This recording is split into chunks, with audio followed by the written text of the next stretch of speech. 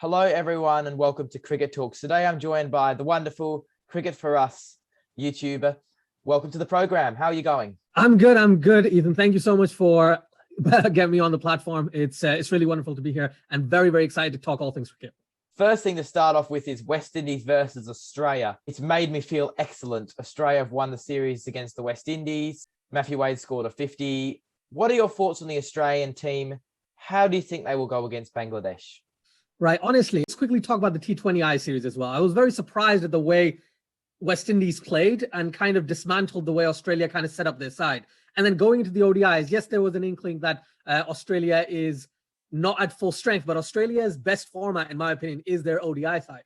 And winning 2-1, it's a great achievement. However, this wasn't the best Australian side you can get. You didn't have Pat Cummins, you didn't have Steve Smith, you didn't have Marnus Labuschagne. There are a few players that were just not there. Even in that instance, Australia won at the end of it. So I think against Bangladesh, Australia should fare well. Losing any particular game against Bangladesh would be a surprise to me. I think Australia are still very, very good. Even if they're playing Bangladesh in Bangladesh, Australia is still pretty solid in those types of circumstances, especially in spinning conditions when, no offense to teams like Bangladesh or Sri Lanka, I think teams like India would trouble them a lot more, but the other Asian teams would find it a lot harder to get players like Smith, even Matthew Wade to an extent. And they don't have Aaron Finch. I don't know if Aaron Finch will be fit for that series against Bangladesh. So a lot of players, if they're at full strength, Australia will find it very, very easy to beat Bangladesh. I do think Australia are kind of Australia A at the moment, so it'll be interesting. Right, on to West Indies versus Pakistan. And the second T20 is coming up later tonight. Very exciting. What are the most exciting players for Pakistan this series and why? Funny thing is, one of the most exciting players for Pakistan has just gotten injured. He's not playing the second or third T20I. Azam Khan, he was hit on the head this morning or last night, basically. And unfortunately, he's out of the series and he'll return probably in the fourth T20I. So his exclusion is a bit of a bummer. However, I think Sohaib Maqsood might come in his place, who did not have the best time of it against England, but West Indies would have conditions that are more conducive to Spain, better for players who are hard hitting. And when the pitches are flat, Sohaib Maqsood is one of the biggest hitters Pakistan has to offer. So definitely very excited to see Sohaib Maqsood there. And from the bowling front, I am really excited to see Hassan Ali. I don't know if you watched the 9-over game or 9-over innings. He bowled spectacularly well, 2 for 11 in his 2 overs. So I'm very excited to see him in the Pakistan colors in this series. And hopefully he's been performing really well since coming back into the side. And he's still got that zip in him. So yeah, Hassan Ali in terms of the bowling. Interesting. So who do you think will win the series? That's a good point. So, I predicted 2-2 before the rain off. So now I'm predicting 2-1 either way. And I'm going to just slightly edge it to West Indies, home conditions and all that stuff, right? I think West Indies are an absolute solid side. Yes, it's Australia A that they kind of beat in the T20s, but I think West Indies will take it 2-1.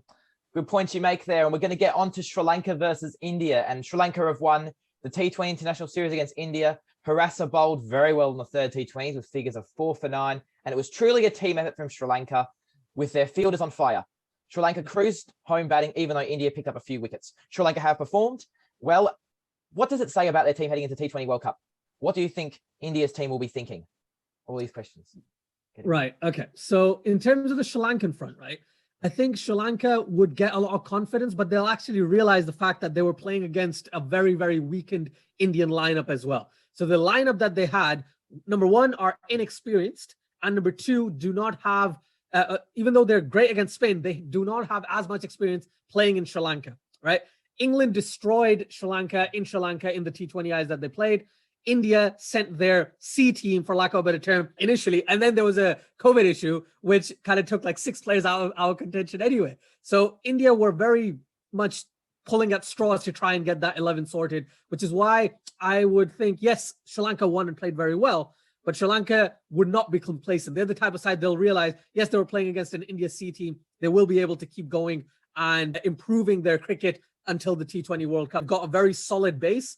They just need to build that foundation and get to a higher standard, which definitely they can. In terms of India, as soon as they get their main players back, it'll be very easy to say, okay, yeah, India's back to full strength. Literally, everyone, apart from maybe Bhuvneshwar Kumar and Hardik Pandya, everyone else is in England. I don't expect anyone else to be in their T20 side who is currently playing. Maybe Surya Kumar Yadav, because I've heard Virat Kohli might want to open with Rohit Sharma. Otherwise, it's very unlikely that India go in with any players like Gaikwad or even Shikhar Dhawan. Yeah. I don't see Shikhar Dhawan playing T20Is anywhere. I definitely don't see Gaikwad, but Shikhar Dhawan potentially, but more likely than Gaikwad, but still quite low.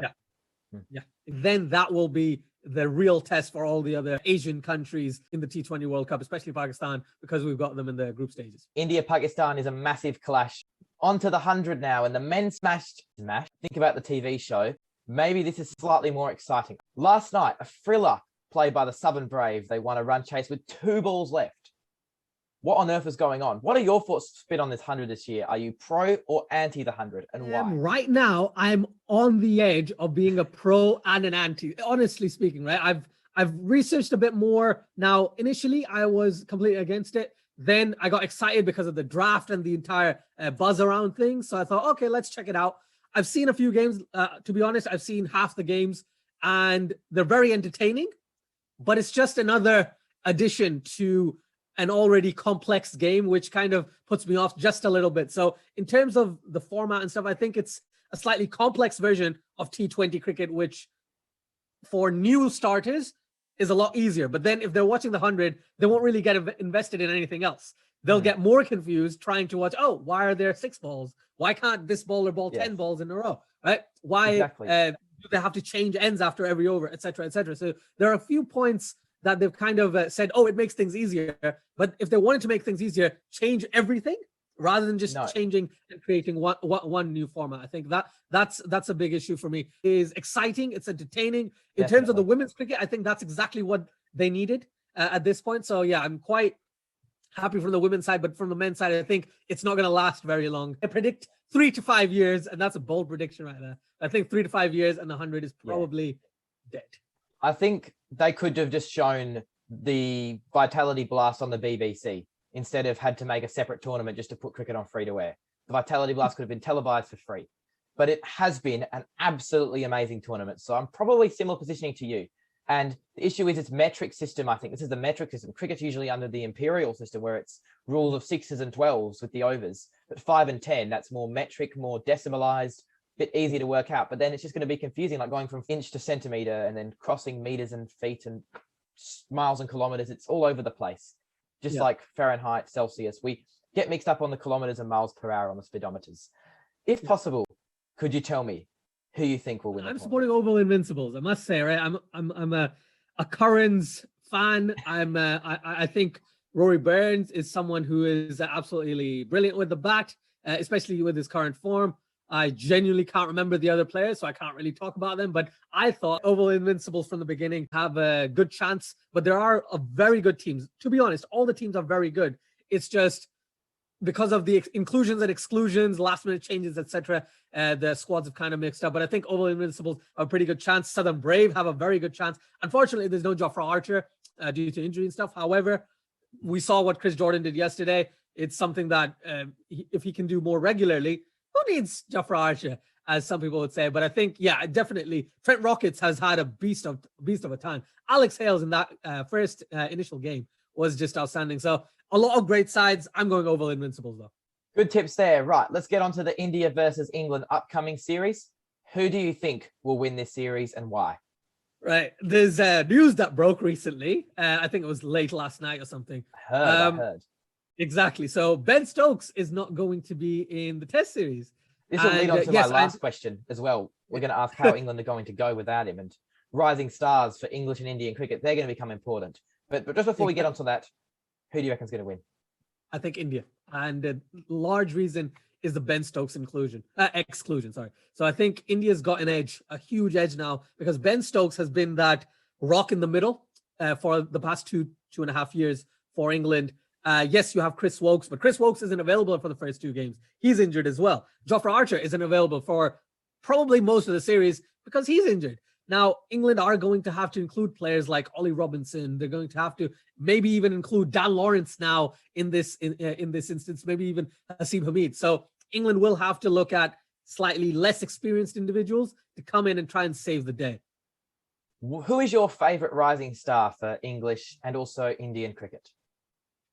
Indian cricket, I don't know if I can call Rishabh Pant still a rising star, but I'm going to call Rishabh Pant a rising star because he's 23, he's 24, something like that. Yes, he's been playing for 4 or 5 years at least, but I think he's definitely one of those guys who can, even now, can rise exponentially, even though he's grown so much over the past year, 100%. In terms of the English standpoint, I think Ollie Robinson is an absolute beast with the ball. He has the ability with the bat. Whatever happens about personal life and all that stuff, right? Put that aside. His game is absolutely fantastic.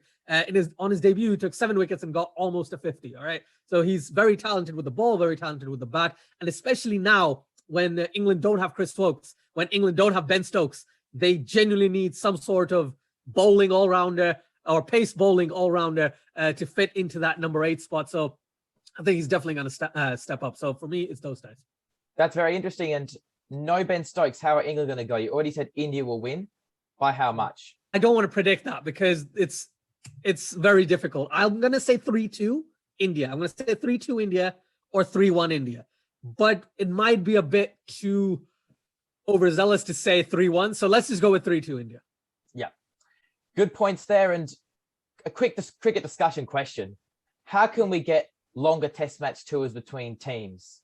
What is causing teams for shorter test series? Is it franchise cricket or is it T20 internationals? It's a bit of both, but it's also the fact that, certain teams in general get paid a lot more. Certain teams have a bigger budget from the ICC, and therefore they're able to conduct more tours and longer tours. Teams like India, Australia, England can have tours of 5 matches quite easily. But if, let's say, as an example, if South Africa wanted to tour New Zealand for a 5-match test series, even though they're both solid sides, it would probably be very difficult in terms of financial benefit to have a 5-match series. It would be very difficult for specific boards ends. But for England, for Australia, for India, it's a lot easier because they've been doing it for quite some time. Even though I would love an India and New Zealand series, a 5-match series, I would love a South African New Zealand series to be a 5-match series. I would love Pakistan touring Australia or Pakistan being toured by teams like England, Australia, etc., and play 4 5-match series. But the thing is, money's a huge thing. And that's one of the biggest reasons why tours aren't as long as we'd like them to be, 100%. And now another point I really quickly want to touch on is the fact that franchise cricket and T20 internationals, especially in a World Cup year, have taken precedence. So you've seen certain teams say, oh, we're going to not play these matches. Like if you remember, England initially said, oh, we don't want Ben Stokes, Jofra Archer, Joss Butler back in our side to play against New Zealand because they're playing the IPL, because the World Cup's coming up later this year. Yeah. So like I said before, it's a bit of both. Franchise cricket and T20I cricket kind of go hand in hand. So there's so much franchise cricket. There's a franchise league for almost every cricketing nation, okay? Because of that, there's players playing all around the world, and the end result is cricket is improving, but the quality of international cricket might not be at the same standard throughout the year because there's players stopping international cricket to go play franchise cricket. Definitely. So your last message for the week. What is the most exciting contest in cricket this week? Ooh, exciting is Pakistan West Indies because they are the most unpredictable sides. The most entertaining, in my opinion, is going to be the England-India series opener. That first day is going to be brilliant, honestly. It's going to be like marquee stuff. I was speaking to Aaron, the cricket connoisseur, and he used these words, so I'm using the same words. It's marquee stuff, marquee teams playing against each other in England. Let's see how it goes. Very excited. Yes, I look forward to it as well. England versus India. That's going to be a 5-match test series, which is what I've been raving on for ages. It'll kind of be next to that Ashes. They always say contest between any one of these 3 sides, Australia, England, India, are exciting. And I totally agree with that one. Thanks for joining, mate. Of course, it's been a pleasure. Love talking all things cricket. And for everyone watching, please like, share, and subscribe to Analog TV and check all his videos out. Yeah, absolutely brilliant guy. Also subscribe to Cricket for Us 2.0 if that's good with you. Thanks for watching. Like and subscribe, and I'll see you guys in the next video. Share your thoughts. Write down those comments. Bye for now.